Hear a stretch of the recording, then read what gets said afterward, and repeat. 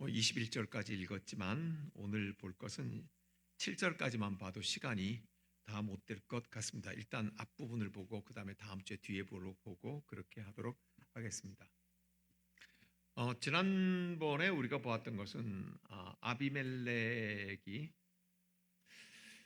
이 그랄 땅에서 아브라함의 사례를 자기 아내로 삼으려고 했죠. 그러다가 하나님께서 개입하시고 간섭하셨죠. 아브라함의 말을 기억하세요? 네. 너 도대체 네 아내를 왜 누이라고 속였냐? 그러니까 뭐라 그래요? 이 땅에서는 하나님을 두려워함이 없기 때문에 내가 그랬다. 그죠? 그리고 실제로는 또 내 누이기도 하다. 이 말은 뭐예요? 내가 유리할 때는 내 아내라 그럴 것이고 내가 불리할 적에는 내 누이라 그럴 거다. 이 말이잖아요. 근데 앞부분에 하나님을 이 땅에서 두려워함이 없다. 그러나 그 땅의 왕인 아비멜렉이 하나님을 두려워하죠. 오히려 정작 아브라함은 뭐예요? 하나님보다 더 두려워하는 게 있는 거예요. 예. 그런데 그런 아브라함임에도 불구하고 아비멜렉하고 화해하는 데는 아비멜렉이 어떻게 생각하면 을이 돼요. 을이 되어 가지고 뭐 절절 매는 거는 아니지만 절절 매다시피 그렇게 해요. 보상금을 잔뜩 주고 사례의 수치를 내가 씻어줄게 뭐 이렇게 얘기를 하고, 그리고 아브라함은 또 다 그에게 아마도 안수하지 않았을까? 이 가정에 생명이 있게 하옵시고 뭐 그렇게 왔다가 하니까 아비멜렉 왕의 집안에 애가 태어나고 막 이러잖아요. 그죠? 네. 그거 참 희한하죠. 이런 거짓말쟁이를 하나님께서는 높이시잖아요. 그래서 우리가 도대체 하나님은 왜 그러실까? 아브라함이 훌륭해서가 아니라 하나님의 약속이 아브라함을 붙들고 있기 때문에 그렇다고 했어요. 그리고 이 모습 속에서는 저와 여러분의 모습이 있다고 했습니다. 저와 여러분이 훌륭하기 때문에 하나님께서 높이시는 것이 아니라 하나님이 우리에게 하신 그 약속, 하나님의 약속은 뭐예요? 하나님의 약속은, 언약은 나는 너의 하나님이 되고 너는 내 백성이 되리라 하신 그 언약, 그 언약을 증명하신 게 뭐예요? 예수님이죠. 예수를 보내셔서 십자가의 피와 생명으로 우리를 값주고 사시고 부활시키셨잖아요. 그죠? 예. 그것 때문에 우리를 존귀히 여기시고 그것 때문에 우리를 높여주시는 것이지, 내가 예수 오래 믿었기 때문에 그러는 게 아니다. 예. 내가 다 지식이 있고 내가 훌륭하고 돈이 있고 뭐 그래서 내가 목사이기 때문에, 내가 장로고 내가 권사이기 때문에 그러는 거 아니다. 그렇죠? 무엇 때문에 높이신다?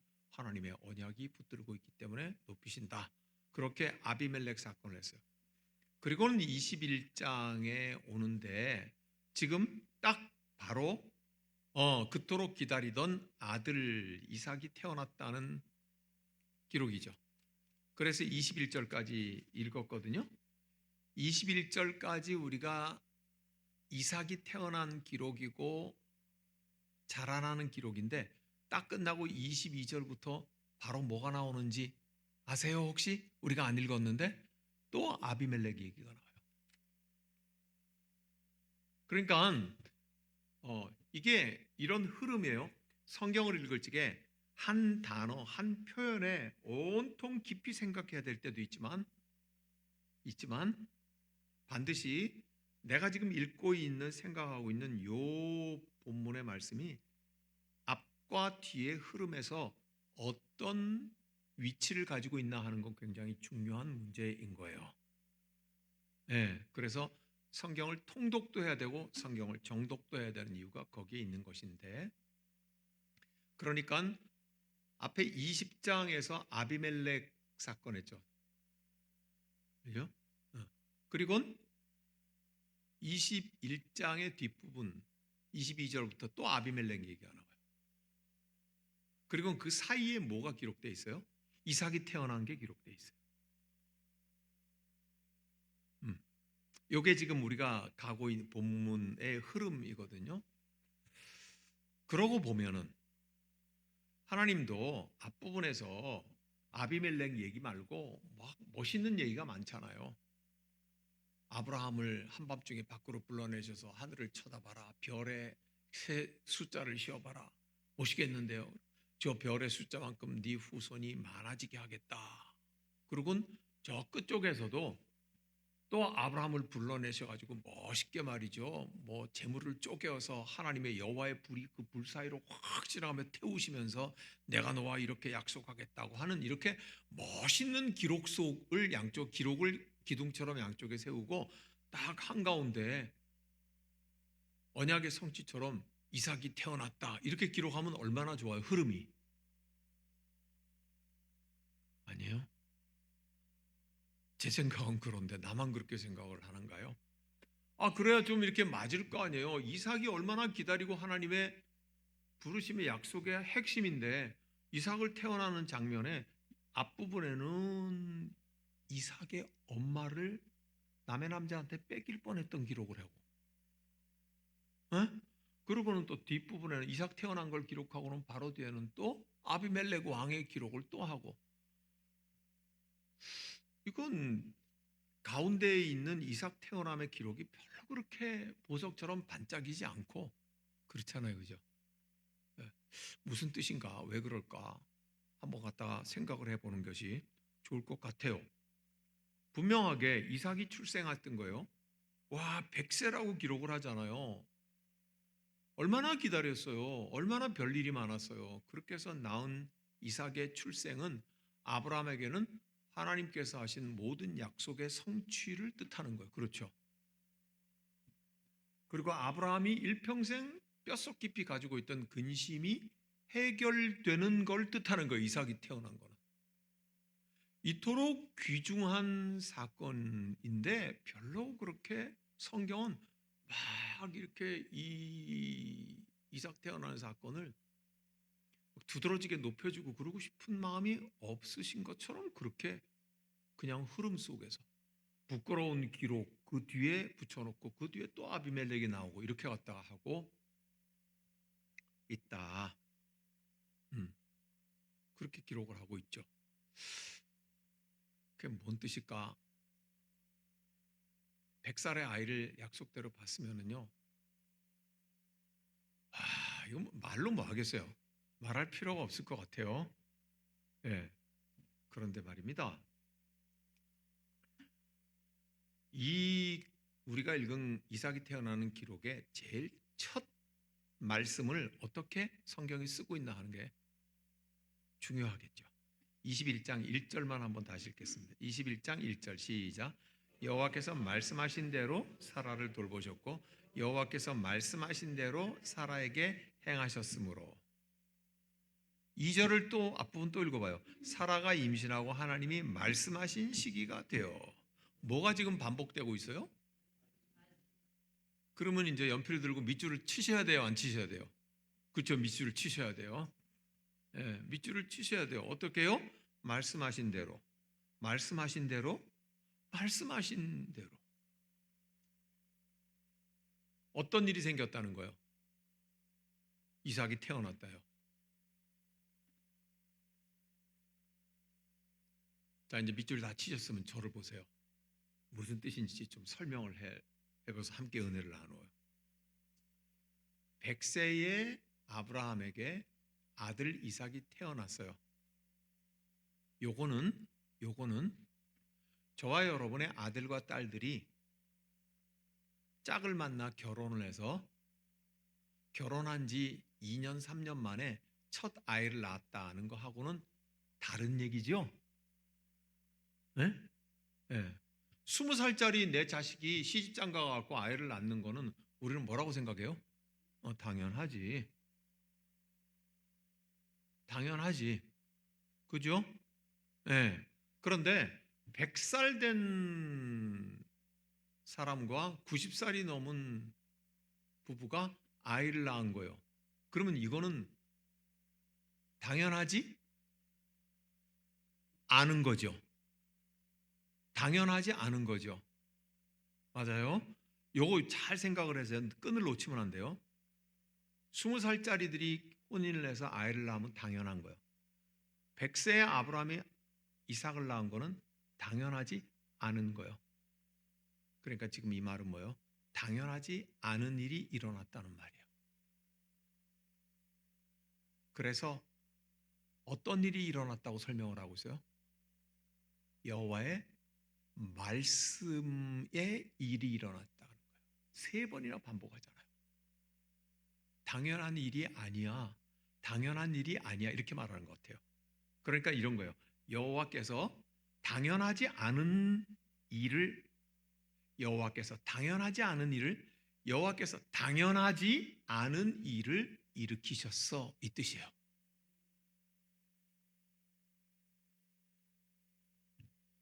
이제 확 닿죠. 그죠? 네. 그러니까 지금까지 아브라함의 100년 세월 동안은 자연스럽고 당연한 일은 일어나지 않았어요. 그러니까 자연스럽지 않고 당연하지 않은 일이 일어났대요. 무엇에 의해서? 여호와의 말씀에 의해서.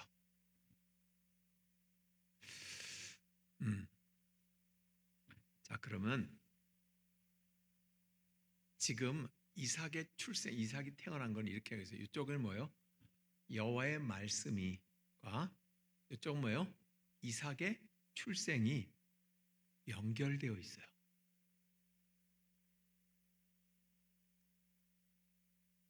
이 부분이 굉장히 생각할 게 많은 부분이에요.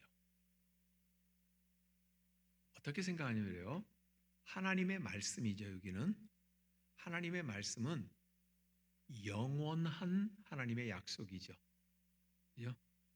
여기 이삭이 태어났다고 하는 것은 인간 세상 속에 엄연한 현실이죠. 그죠? 여러분, 애가 태어나는 것은요, 세상 천지에 다 있는 일이에요. 하나님의 말씀은요, 시장에 가서 돈 주고 살 수 있나요? 공장에서 찍어낼 수 있나요? 하나님의 말씀은 구할 수 없는 거예요. 초월이라고요. 신비한 거라고요. 맞죠? 그래서 영원한 하나님의 계획인 거예요. 하나님의 말씀은. 그런데 이삭이 태어난 거는 인간사의 자연스러운 현실이에요. 이건 1 더하기 1, 2가 되는 거고요. 신혼부부가 아이를 낳는 거고요. 밀가루를 구우면 식빵이 되는 거고요. 포도주를 오래 묵히면 포도를 오래 묵히면 포도주가 되는 거고요. 그런 이 세상의 당연한 현실이라고 하는 거예요. 우리 모두가 다 있어요. 네. 벼를 심으면 나중에 뭐를 먹어요? 쌀을 먹는 일이에요. 가을이 되면 사과나무에 뭐가 열려요? 배나무에 뭐가 열려요? 평택에서는? 벼가 열리죠? 배나무에서 사과 열린다는 분도 있어요. 이건 당연한 현실이에요. 우리 인간의 아주 구체적인 현실이에요. 하나님의 말씀은 초월과 신비의 경건이에요. 여기는 우리가 하루 세끼 밥 지어 먹고 사는 것과 같은 엄연한 현실인 거예요. 그런데 이 2개가 지금 이렇게 묶여 있어요. 그런데 이 묶여 있는 것을요, 교회, 즉 예수 믿는 사람들은 유혹을 받아요. 어떤 유혹을 받냐 하면 지나치게 경건하고 싶어서 하나님의 말씀에만 오직 집중하고 싶은 유혹을 받아요.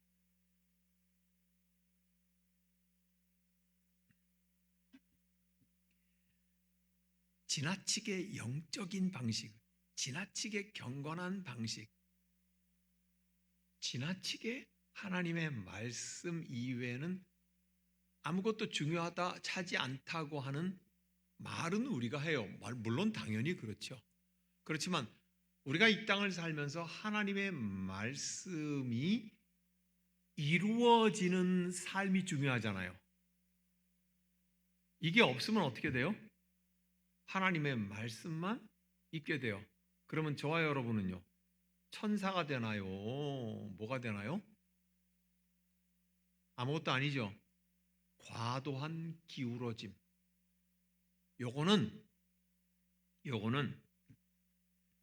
이삭이 태어나는 현실적인 세상에서 일어나는 마땅하고 당연한 일을 애써 가치 없고 낮추어 보려고 해요. 깔보려고 해요. 나는 경건해. 나는 하나님의 말씀만 생각해. 나는 하나님만 생각해. 나는 하나님의 말씀에 붙잡혀만 살아. 나는 24시간 동안 주님만 생각해.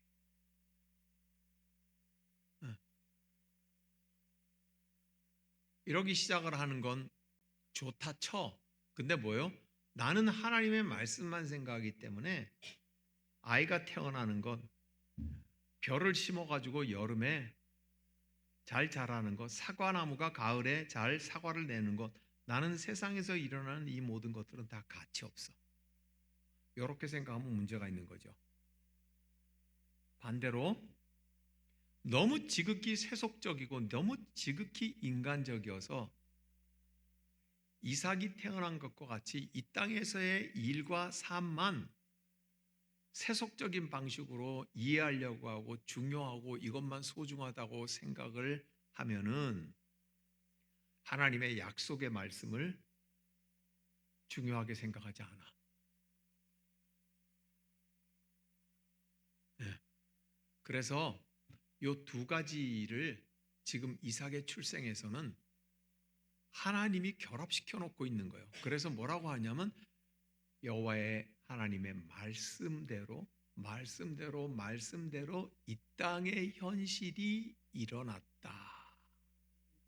이렇게 말을 하고 있는 거예요. 그래서 히브리서 11장에서는 마치 죽은 자와 같은 한 사람으로 말미암아 생육하고 번성하게 하셨다고 그렇게 말을 해요. 하나님의 약속은 만져지지 않고 보여지지 않는 거지만 반드시 보여지는 육체를 통해서 나타난다는 것을 보여주고 있는 거예요. 이 약속, 하나님의 약속은 희망이 없는 사람들을 통해서 나타난다. 아니, 정확하게 말하면 하나님의 약속은 현실 속에 나타나는데 희망이 없는 사람들만을 통하여서 하나님의 약속은 현실 속에서 이렇게 나타난다. 무슨 말이냐면 이런 거예요. 내가 아무런 소망이 없고 내가 죄인이며 내가 먼지와 티끌 같고 비록 생각도 하고 판단도 하고 일도 하고 지식도 있고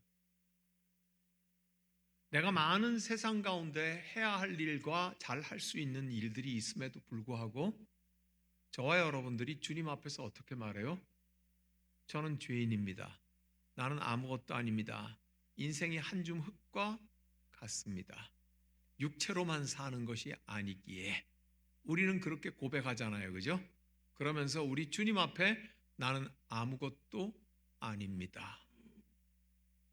라고 고백하는 사람에게만 하나님의 약속은 일하기 시작해요.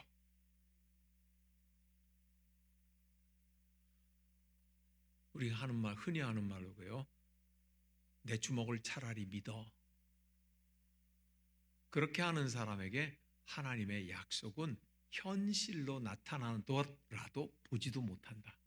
알지도 못한다. 그런 끊임없이 자기의 열매로만 살아가다가 어느 순간 자기의 인생의 마지막이 오면은 모래처럼 사라져 가게 되는 것이다.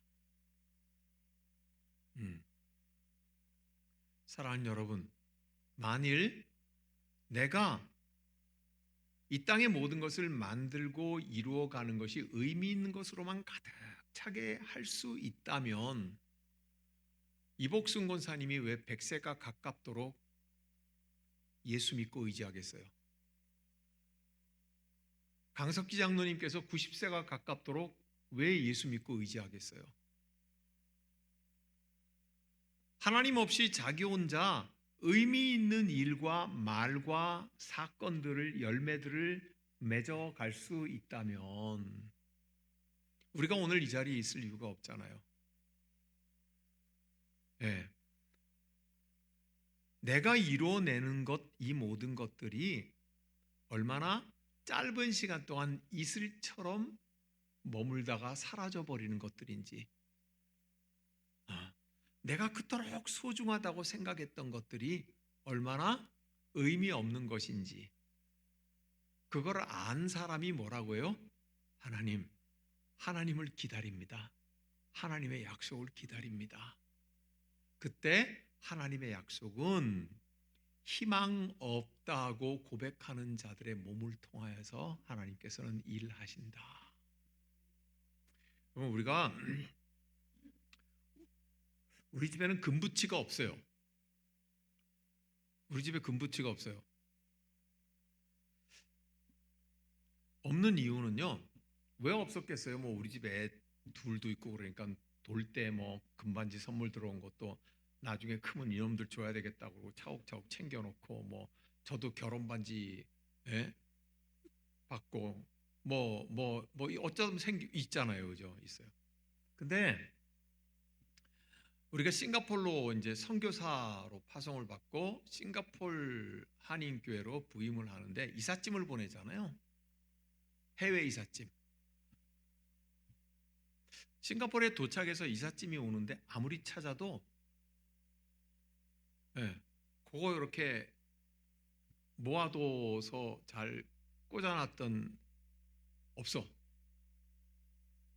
그래서 말로만 들었더니 나도 직접 당하는구나.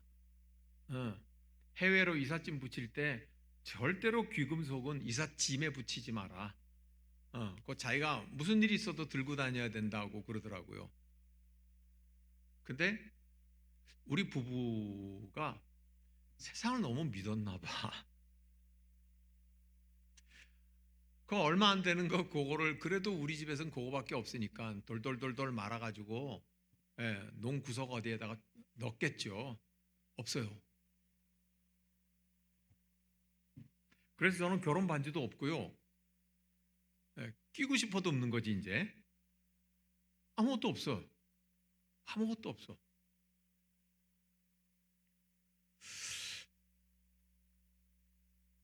우리 부부는 어떻게 될게요? 1번 화가 나가지고 그 화물 업체에다가 끝까지 고소하겠다고 해서 찾았다. 2번 며칠 동안 끙끙 앓다가 속병이 나가지고 식음을 전폐하고 병원에 입원했다. 3번 요거는 내용이 없어. 동그라미 몇 번이게요? 바로 잊어버리기로 했어요. 바로 잊어버리기로 했어요. 뭐 우리가 모아놨어도 그거 뭐 1년에 한 차례씩 팔아가지고 뭐 돈을 마련했던 것도 아니고, 그거 없어도 잊어버리고 살았었고, 앞으로도 그거 없어도 살 것 같고, 그게 뭐 나쁜 사람들. 그러고는 이제 곧바로 잊어버렸는데요. 오늘 생각이 나네.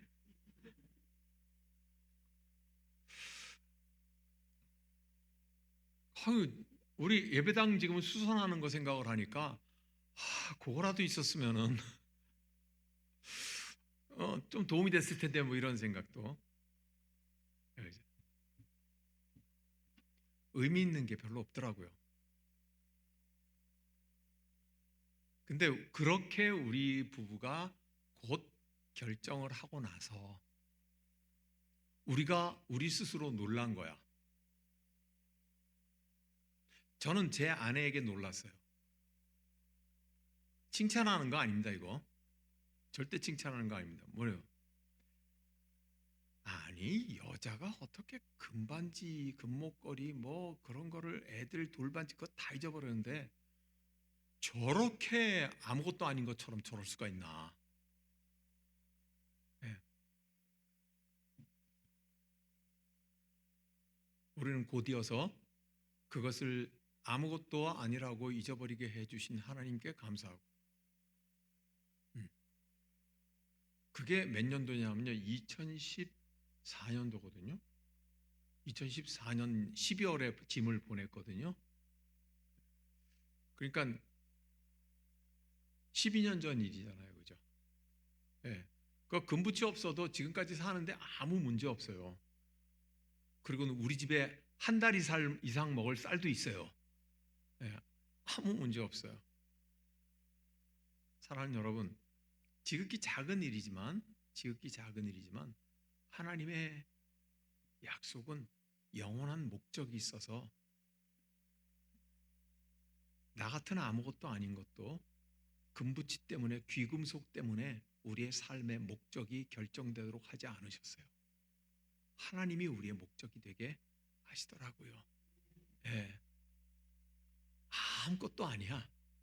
그야말로 아무것도 아닌 거예요. 근데 하나님께서는 아무것도 아닌 것을 고백하는 것, 세상도 아무것도 아니요 나도 아무것도 아니라고 고백하는 자에게 하나님께서는 연결을 하시더라.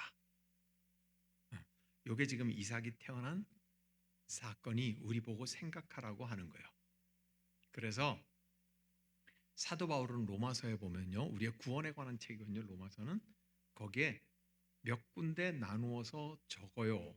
사도 바울이 로마서에서 뭐라고 하느냐면, 바울은 이삭의 출생, 지금 우리가 본 이 창세기 21장의 이삭의 출생을 어떻게 해석을 했냐면, 해석을 했으니까 로마서에서 기록을 했을 거 아니에요, 그죠? 이삭의 출생의 사건을 보면서 사도 바울은 로마서에서 두 가지로 해석을 해요. 설명을 한다는 거예요. 기록을 해놨다는 거예요. 첫 번째는요, 그래서 하나님은 무로부터 창조하시는 분이시다고 써놔요. 하나님은 아무것도 없는 가운데도 하나님의 말씀으로 창조하시는 분이시다고 하는 걸 로마서에서 써놓아요. 두 번째로 무슨 내용을 쓰냐면요, 아브라함과 사라는 죽은 사람이나 마찬가지였다. 그 죽은 사람과 마찬가지인 사람들을 통하여서 하나님께서는 생명을 낳게 하시니 이것이 곧 부활이다. 사도 바울은 그렇게 써요. 그러니까 바울은 그걸 믿는다는 거잖아요. 네, 하나님은 아무것도 없는 데서 있게 하시는 분이시다. 하나님은 죽은 것과 같은 사람을 부활시키시는 분이시다. 그것이 바로 이삭의 태어남의 사건을 우리가 깨닫는 것이다, 이렇게 말해요. 그리고 사도 바울은 끊임없이 그것을 전하러 평생을 써요. 오늘 로마서를 읽어가는 저와 여러분들은 여기에 대해서 어떻게 생각하시나요? 이삭이 태어나는 것을 보면서 하나님은 아무것도 없는 가운데도 창조하실 수 있는 분이시다. 죽은 것과 같은 사람도 다시 부활시키시는 하나님이시다. 이걸 믿습니까? 십자수 공동체 교회는 그걸 믿고 가는 십자수 공동체 교회입니다. 이게 중요한 거예요. 자, 그러니까 이제 오늘 창세기 21장에 이삭이 태어나는 것의 뜻을 충분히 우리가 알면서, 이걸 뭐라 그래요? 기적이잖아요. 사람의 이 자연계에서는 기적이잖아요.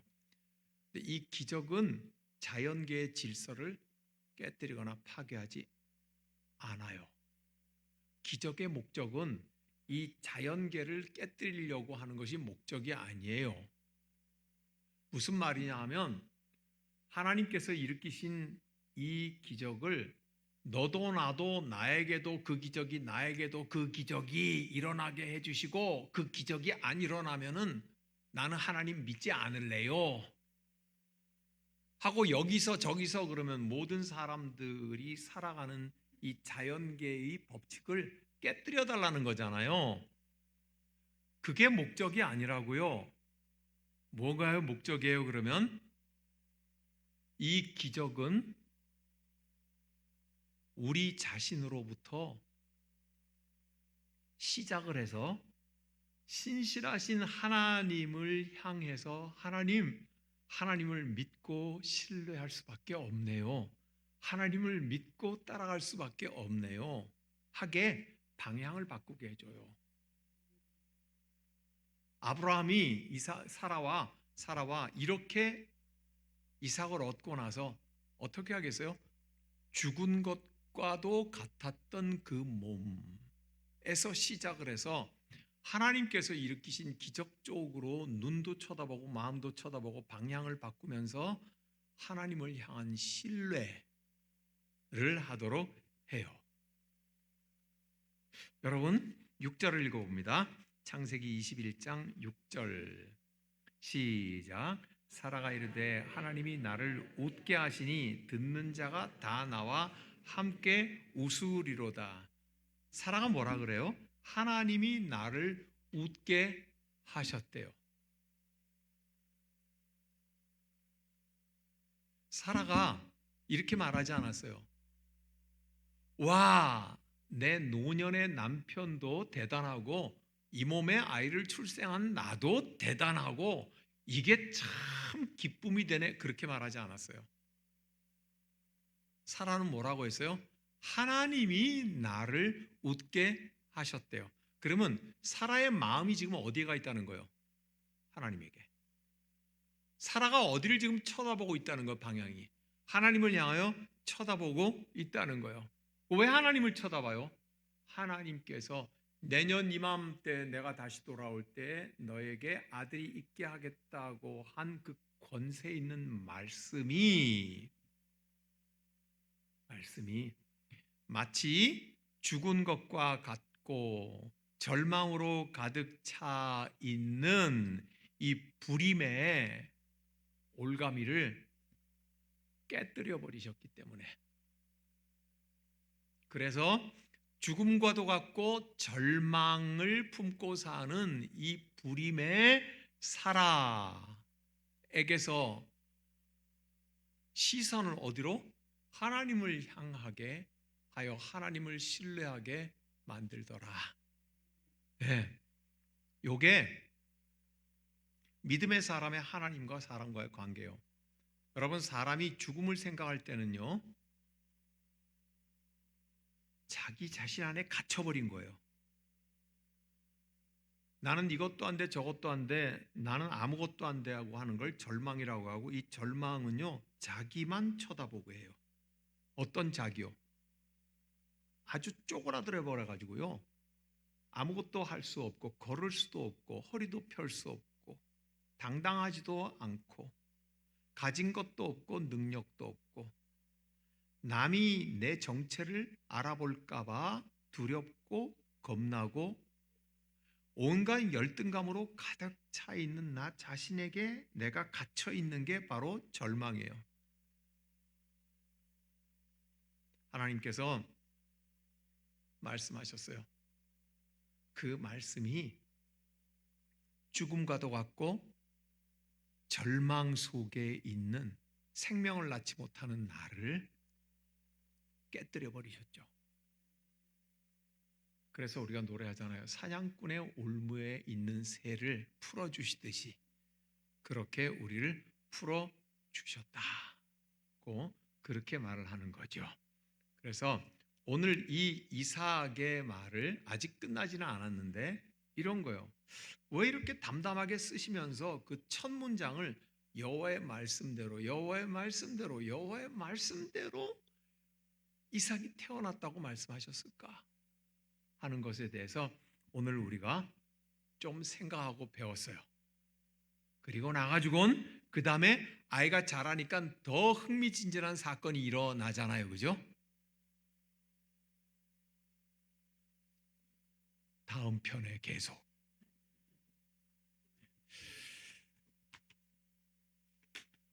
사랑하는 여러분, 오늘 우리가 이 말씀 이삭이 태어난 이 사건을 바라보면서 우리에게는 하나님의 말씀이 내게 있는 것은 내가 아무것도 아닌 죄인인데 예수 날 위해 십자가에 못 박혀 죽으시고 나를 구원하심, 그 사건을 내가 받아들이고 영접하게 된 것 자체가 뭐예요? 하나님의 언약이 내 속에 살아 있는 것이죠.